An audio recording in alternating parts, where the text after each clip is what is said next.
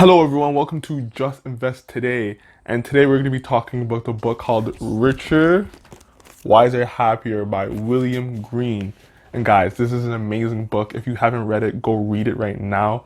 There's so many great insights. But what I'm here to talk about today is I came to the conclusion that in this book, having slack cash is so important, so key to making these huge returns.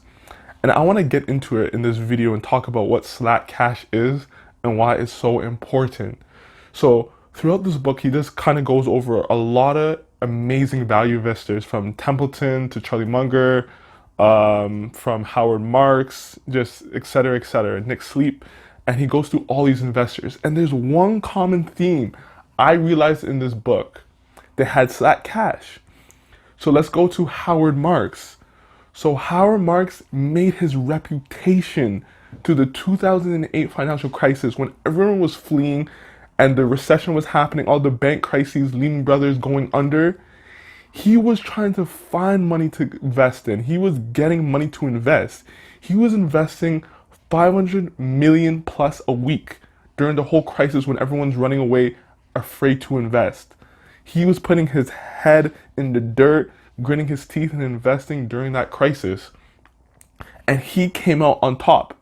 He invested around $10 billion, and in 2 to 3 years he already made $9 billion. He was doubling his money and tripling his money in that huge financial crisis. And that's how he made his reputation in Oak Tree. It was the most money they have ever made in Oak Tree during that time. So having that money on the side was so key to that Oak Tree success.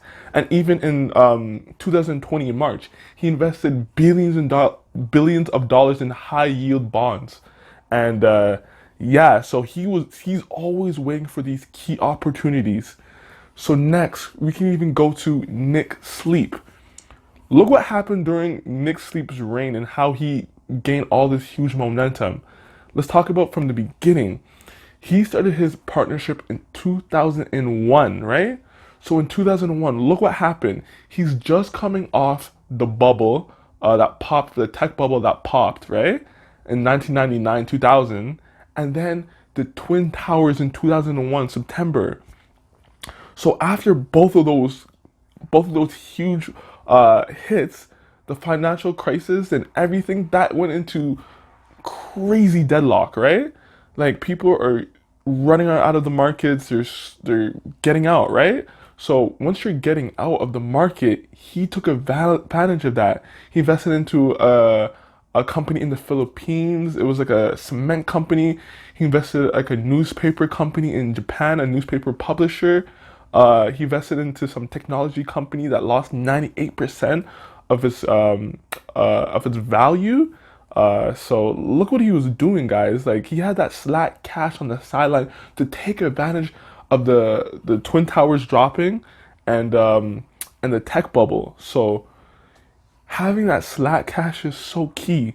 Look what happened to Warren Buffett in 1973, 1974. Warren Buffett said that he was a sex-starved man just waking up pretty much from a dream.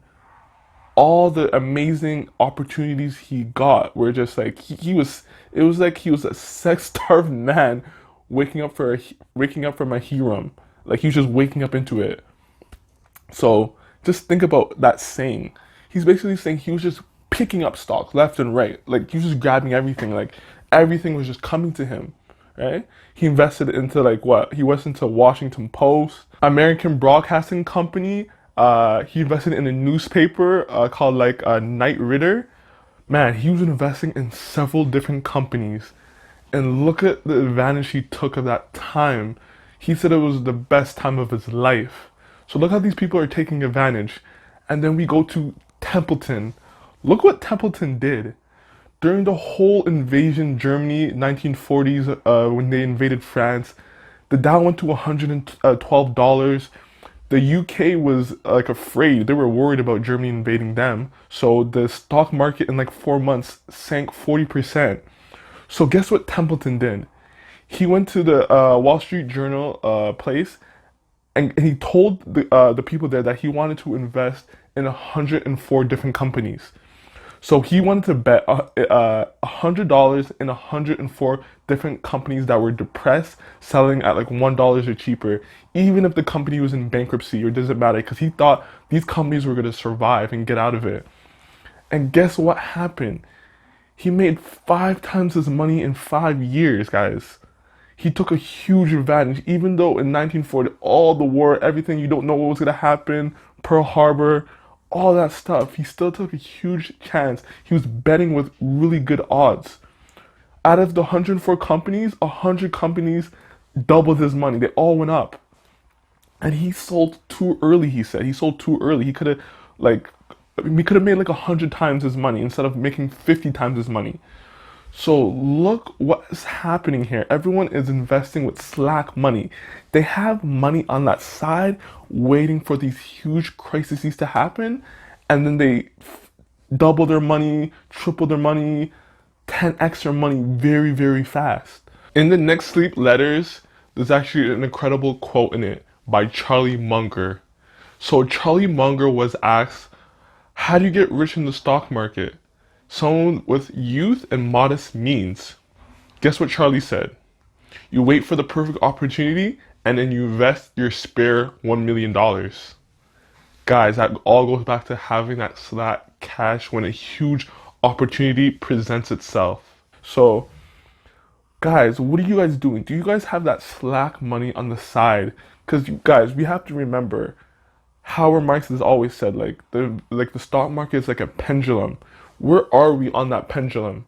Are we at the beginning where everyone's fearful, everyone's scared, the you can find companies with ease, or are we on the opposite side? Euphoria, everyone's happy, the stock market is booming.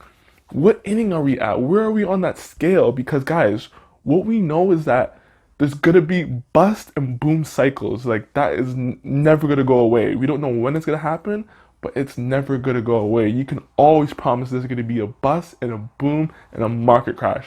So tell me what you guys think about this video. Do you guys have slack cash on the side in case of a huge crisis? What's up with your portfolio? Are you watching it? Are you not watching it? Tell me what's going on. So guys, if you like this video, can you like it, subscribe to my channel, and I'll get back to you in the next video. Peace.